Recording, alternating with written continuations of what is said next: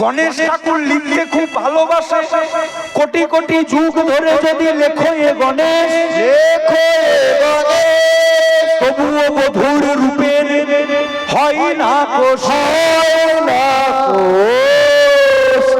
সখীরে। হাত দুটোকে ক্যারোয়াল করে ওই সমুদ্রটা পার হওয়া সম্ভব, সূর্যটাকে আকাশ থেকে টেনে নামিয়ে পক্ষ দাবা করা সম্ভব, কিন্তু বধূর রূপকীর্তন করা অসম্ভব, অসম্ভব, অসম্ভব। তবু আমি তোদেরকে বলছি, তোরা মন দিয়ে শোন।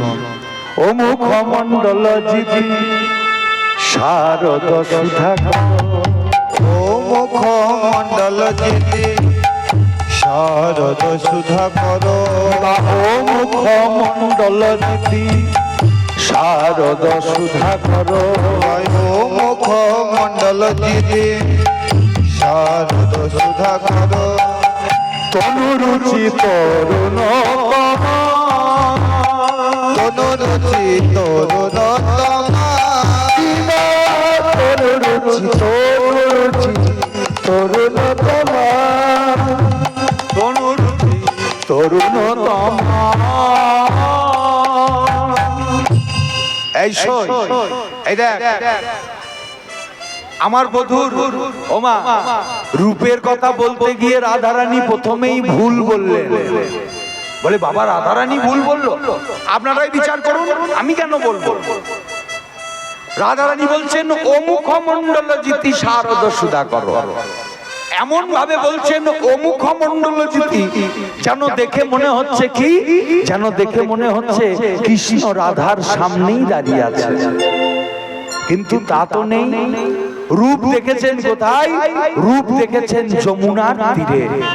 হওয়া উচিত ছিল সমুখ মণ্ডল জিতি, আমার দেখে আসা সেই মুখটা, কিন্তু তা না বলে রাধারানী কেন বললেন ও মুখমণ্ডল জিতি? বলে কেন বললো জানো বাবা? কৃষ্ণময়ী কৃষ্ণ যার ভিতরে বাহিরে, যাহা যাহা নেত্র ঝরে তাহাই কৃষ্ণ স্ফুরে, তাহাই কৃষ্ণ স্ফুরে। আকাশ পানে চাইলে শ্যাম, বৃক্ষ পানে চাইলে শ্যাম, লতা গুল্ম পানে চাইলে শ্যাম। রাধারানী আমার শ্যাম ছাড়া নাহি জানে আন। রাধারানীর দুটি নয়ন যেদিকে যায় সেদিকেই দেখে কৃষ্ণ দাঁড়ায় আছে, কৃষ্ণ দাঁড়ায় আছে। রাধারানীর নয়ন যেদিকেই যায় সেদিকেই শুধু কৃষ্ণ, কৃষ্ণ, কৃষ্ণ। তাই তো সেই কৃষ্ণকে দর্শন করে আজকে রাধারানী রূপের কথা বলতে শুরু করলেন। ও মুখমণ্ডল শারদ সুধাকর, ও মুখমণ্ডল জিতি শারদ সুধাকর। এই দেখ, এই দেখ, এই দেখ, এই ললিতা, এই বিশাখা আমার দিকে তাকা। এই যে আমার বধূর এই বদনটা, আমার বধূর এই মুখমণ্ডলটা কেমন জানিস? বলে কেমন? শরৎকালের পূর্ণিমা চাঁদের যে চন্দ্রিমা, শরৎকালের পূর্ণিমা চাঁদের যে জ্যোতি, সেই জ্যোতিকে জয় করেছে আমার বধূর মুখমণ্ডল। ও বাবা, এই এই রাধে, তোর কাছে রূপের কথা শুনতে এসেছি বলে তোর যা মন হয় তুই তাই বলবি নাকি? বলে কেন? আমি আবার ভুল কথা বললাম? ভুল বললি না, তুই বলছিস তোর বধূর ওই কালো বদন জয় করেছে শরৎকালের পূর্ণিমা চাঁদের চন্দ্রিমা। এই আকাশে চাঁদ উঠলে দেখতে কত ভালো লাগে, আর তুই বলছিস শরৎকালের পূর্ণিমা চাঁদের চন্দ্রিমাকে জয় করেছে তোর বধূর মুখের মুখমণ্ডল। কোনদিন হইতে পারে? রাধারানী বললেন চুপ কর, তোর শ্রদ্ধা তো কম নয়, যেটা জানিস না সে বিষয়ে কথা বলিস। ওমা, চাঁদের কলঙ্ক আছে, কিন্তু কৃষ্ণের কোনো কলঙ্ক আছে? কোনো কলঙ্ক নেই। আপনারা বলবেন বাবা চাঁদের আবার কি কলঙ্ক? চাঁদের কটা বউ? একটা দুটো বউ নয়, আমাদের তো একটা না, আমাদের একটা করেই বউ। আর চাঁদের আবার একটা দুটো নয়, চাঁদের হচ্ছে 27টা বউ। আর 27টা বউ থাকবার পরেও আকাশের চাঁদ করেছিলেন কি? আকাশের চাঁদ দেবগুরু বৃহস্পতি তার স্ত্রী তারাকে হরণ করলেন আকাশের চাঁদ। মানে কেমন শিষ্য দেখুন, শিষ্য হয়ে গুরুমাকে নিয়ে পালিয়ে গেল। শিষ্য যদি গুরুমাকে হরণ করে তাহলে গুরুদেবের রাগ হবে না? বৃহস্পতি রেগে গিয়ে বলল, তোর এত বড় স্পর্ধা, তুই আমার স্ত্রীকে হরণ করিস, তুই শিষ্য হয়ে গুরুমাকে হরণ করিস, আমি তোকে অভিশাপ দিচ্ছি চাঁদ, তুই 16 দিনের মধ্যে ক্ষয় হয়ে যা। ওমা, আকাশের চাঁদ এক কলা এক কলা এক কলা করে ক্ষয়তে শুরু করলো। 15 দিনে 15 কলা চাঁদ ক্ষয় হয়ে গেল। আর এক কলা চাঁদ আছে, এই এক কলা চাঁদ যদি ক্ষয় হয়ে যায়, চাঁদের স্ত্রীরা ভাবলো আমরা তাহলে বিধবা হয়ে যাব, আমরা শাখা পরতে পারবো না, সিঁদুর পরতে পারবো না, আলতা পরতে পারবো না, আমাদের এই সমাজে কোনো দাম থাকবে না। কি করা যায়? আমরা যখন বিপদ আপদে পড়ি আমরা কি করি? কার কাছে যাই? যে আমাদের হিতাকাঙ্ক্ষী, যে আমাদের ভালো চাই, আমরা তার কাছে যাই। চাঁদের 27 জন ছুটতে ছুটতে, চাঁদের 27 জন স্ত্রী ছুটতে ছুটতে চলে গেলেন কোথায়? কৈলাসে। কৈলাসে কে থাকে? দেবাদিদেব মহাদেব। কৈলাসে গিয়ে করজোরে মহাদেবকে ডাকতে লাগলেন, প্রভু শেষম মে সম শেষ গুণ গুণ হে সমমি গর লাজ ধরম রণরঞ্জিত দুর্জয় দৈত্যপুরম প্রণমামি শিবম শিব কল্পতরু প্রভু শেষম মে সম শেষ গুণম গুণ হে সমমি গর লাজ ধরম রণরঞ্জিত দুর্জয় দৈত্যপুরম প্রণমামি শিবম শিব কল্পতরু শেষম মে সম শেষ গুণম গুণ হে সমমি গর লাজ ধরম রণরঞ্জিত দুর্জয় দৈত্যপুরম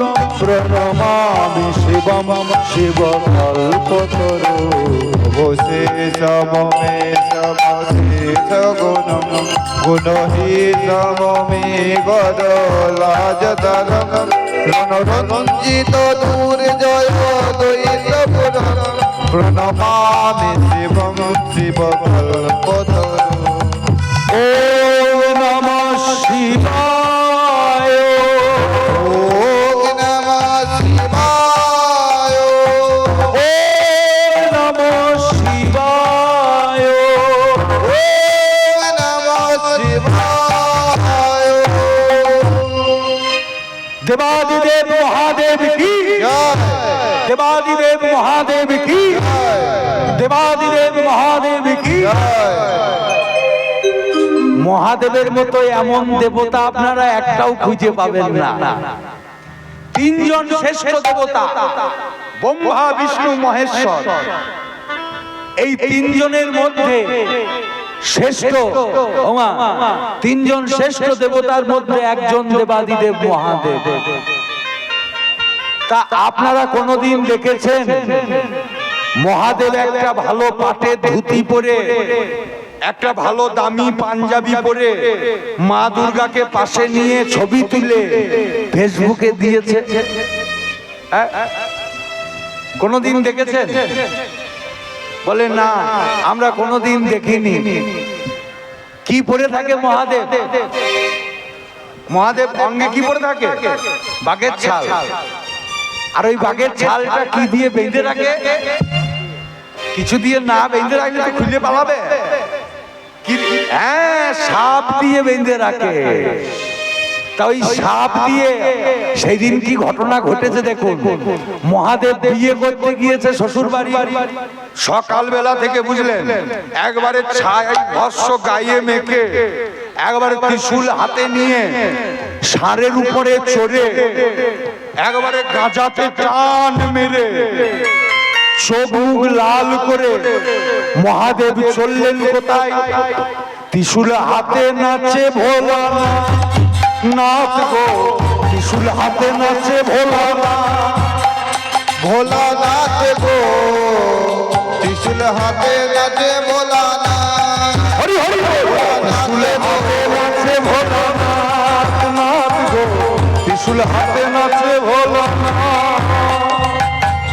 নাচতে নাচতে বুঝলেন শাশুড়ি দেখছে আমার জামাই এসেছে, আজকে জামাই আমার মেয়ের সাথে বিয়ের দিনে জামাই যখন মারুতিতে করে এসে ঢোকে, মারুতি নয় বাবরে স্করপিওতে করে যখন জামাই আসে তখন শাশুড়ি কি করে আপনারা দেখেননি? বলে বাবা হ্যাঁ, বলে দেখেননি আমাদের জামাইরা এসেছিল তখন আমার মারা বরণ করেনি, আমরা সব জানি। কি করে জামাই এলে বরণ করে? মহাদেবের সময় তো আর স্করপিও গাড়ি ছিল না, মহাদেব কিসে করে এসেছে?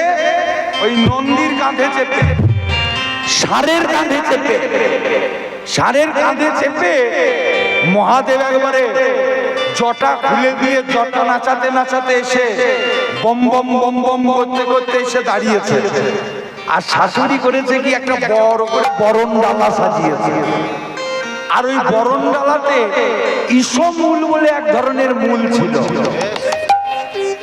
ওই মূলের গন্ধ যদি সাপ পায় তাহলে সেখানে আর বাবা সাপ থাকবে না, সাপ পালিয়ে যাবে।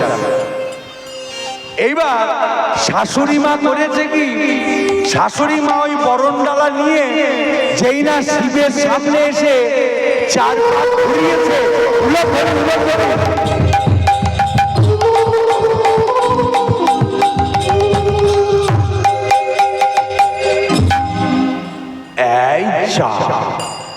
এ কি হলো জামাইয়ে? সর্বনাশ হয়ে গিয়েছে জামাই। কি হলো বলুন তো?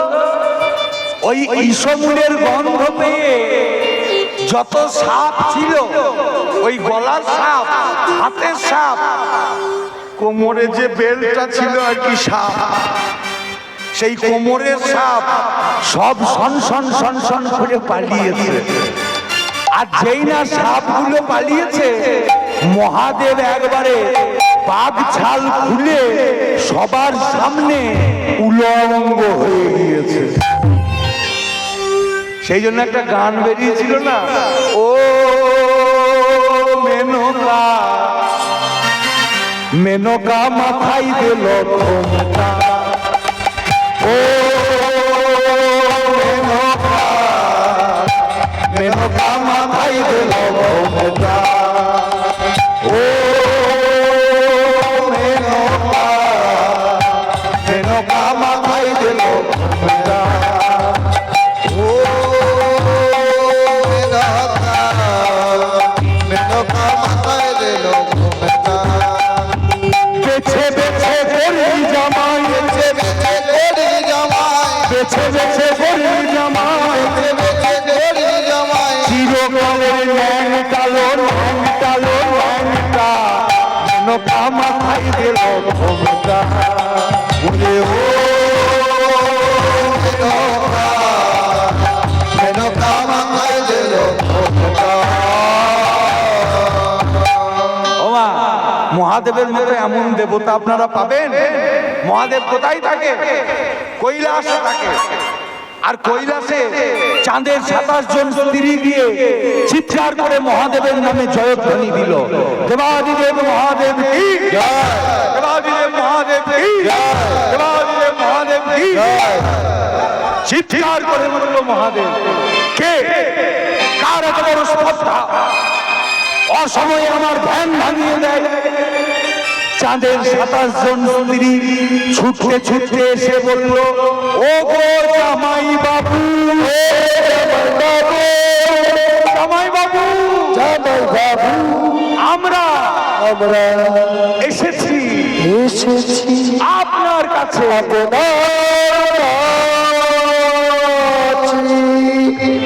হ্যাঁ গো, আর রাগ থাকবে? আর রাগ থাকবে? বাড়িতে যদি একটা শালি আসে জামাই বাবুর কত আনন্দ, বলে গিন্নি আজকে আমার শালি এসেছে, আজকে আমি অফিস যাব না। আরে এবারে একটা দুটো শালি নয়, 27টা শালি একবারে ওই ট্রেনের বগির মতো লাইন দিয়ে ঢুকছে। মহাদেব দেখতে পেয়ে আনন্দে বলল, সুস্বাগতম সুস্বাগতম সুস্বাগতম সুস্বাগতম সুস্বাগতম সুস্বাগতম সুস্বাগতম সুস্বাগতম সুস্বাগতম সুস্বাগতম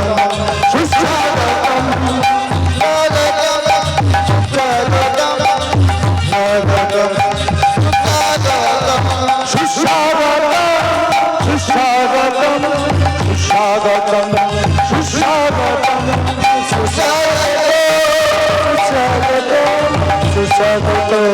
সুস্বাগতম এসো সুস্বাগতম। কৈলাসে তোমাদেরকে আমন্ত্রণ জানাই, তোমাদেরকে সবাইকে সুস্বাগতম জানাই। বলো, এতদিন পরে এই বুড়ো জামাইবাবুর কথা মনে পড়লো? এগো, এতদিন পরে বুড়ো জামাইবাবুর কথা মনে পড়লো? সেই ছেলেবেলায় দেখেছিলাম ছোট ছোট ছিলে, এখন সব কত বড় হয়ে গিয়েছে। কি গো, ও বলো, কি জন্য আমার কাছে এসেছো? জামাইবাবু, জামাইবাবু একটা বিপদে পড়ে এসেছি। আমি জানি তো, বিপদে না পড়লে এই বুড়োর কথা কি মনে পড়ে? বলো কি বিপদ? জামাইবাবু, আমাদের স্বামী আকাশের চাঁদ, আমরা 27 জন স্ত্রী থাকবার পরেও এমন একটা কাজ করেছেন, বলতে খুব লজ্জা লাগছে। আরে বাবা, কি কাজ করেছে? কি বলতে লজ্জা লাগছে? না মানে, আরে বাবা, পেটে খিদে মুখে লাজ করে লাভ নাই, কি হয়েছে সেটা বলবে তো। জামাইবাবু, আমরা 27 জন স্ত্রী থাকার পরেও আমাদের স্বামী আকাশের চাঁদ দেবগুরু বৃহস্পতি স্ত্রী তারাকে হরণ করেছে। বৃহস্পতি রেগে গিয়ে অভিশাপ দিয়েছে, 16 দিনের মধ্যে চাঁদ ক্ষয় হয়ে যাবে। 15 দিনে 15 কলা চাঁদ ক্ষয় হয়ে গিয়েছে, এই 1 কলা চাঁদ বাকি আছে। এই 1 কলা চাঁদ যদি ক্ষয় হয়ে যায়, আমরা সবাই বিধবা হয়ে যাব। জামাইবাবু, আপনি আমাদেরকে বাঁচান। জামাইবাবু, আপনি আমাদেরকে বিধবা হওয়া থেকে রক্ষা করুন। এই হচ্ছে কথা। আচ্ছা আচ্ছা, আমি বলছি তাহলে শোনো। হ্যাঁ বলো। এই যে ও মা, তোমাদের ওই 1 কলা যে চাঁদ আছে, ওই 1 কলা চাঁদ আমাকে দাও। এই বলে মহাদেব ওই 1 কলা চাঁদ নিয়ে কি করলেন? হ্যাঁ, জটার উপরে রাখলেন। তখন থেকে মহাদেবের জটার উপরে 1 কলা চাঁদ। ও মা, চাঁদের 27 জন স্ত্রী বলল, জামাইবাবু, আমরা স্বামীর প্রাণ বাঁচাবো বলে আনলাম, আর আপনি জটার মধ্যে রেখে স্টাইল করছেন। না না, আমি স্টাইল করিনি। তাহলে আবার ওই মাথার উপরে চাঁদ রেখে আপনি কি করছেন? আপনি আমাদেরকে ক্যালি দেখাচ্ছেন? না গো না। তাহলে বলে, আমার এই জটাটা হচ্ছে অভিশাপ প্রুফ জটা। অভিশাপ প্রুফ মানে ওই যে আজকাল ওই ওয়াটার প্রুফ ঘড়ি, ওয়াটার প্রুফ মোবাইল,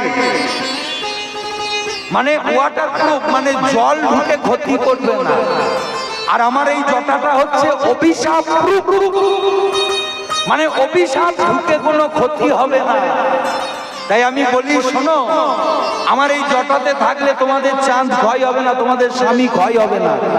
তোমরা বৃহস্পতির কাছে গিয়ে জেনে এসো কি করলে চাঁদ পুনরায় জ্যোতি ফিরে পাবে। চাঁদের 27 জন স্ত্রী ছুটতে ছুটতে বৃহস্পতির কাছে গেল। বৃহস্পতি বলল, শোনো, চাঁদকে যদি 16 কলায় পূর্ণ করতে চাও তাহলে সোমতীর্থে স্নান করাও।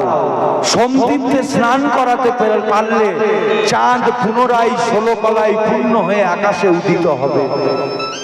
চাঁদের 27 জন স্ত্রী ছুটতে ছুটতে গিয়ে মহাদেবের জটা থেকে 1 কলা চাঁদ নিয়ে এসে কি করলেন? 1 কলা চাঁদ নিয়ে এসে সোমতীর্থে স্নান করালেন। আর চাঁদ আবার 16 কলায় পূর্ণ হয়ে আকাশের মধ্যে উদিত হলো। এই সজনী, তাহলে চাঁদের কত জ্যোতি থাকতে পারে, কিন্তু চাঁদের কলঙ্ক আছে। চাঁদের দিকে ভালো করে চেয়ে দেখবেন, কত কালো কালো কালো কালো দাগ থাকে না চাঁদের গায়ে? তা চাঁদের ওগুলো কলঙ্কের দাগ। কিন্তু আমার বধূর বদনে চেয়ে দেখুন তো কোনো দাগ আছে আমার বধূর? সেই জন্য আমার বধূর ওই বদনখানি জয় করেছে শরৎকালের পূর্ণিমা চাঁদের চন্দ্রিমা। আর কি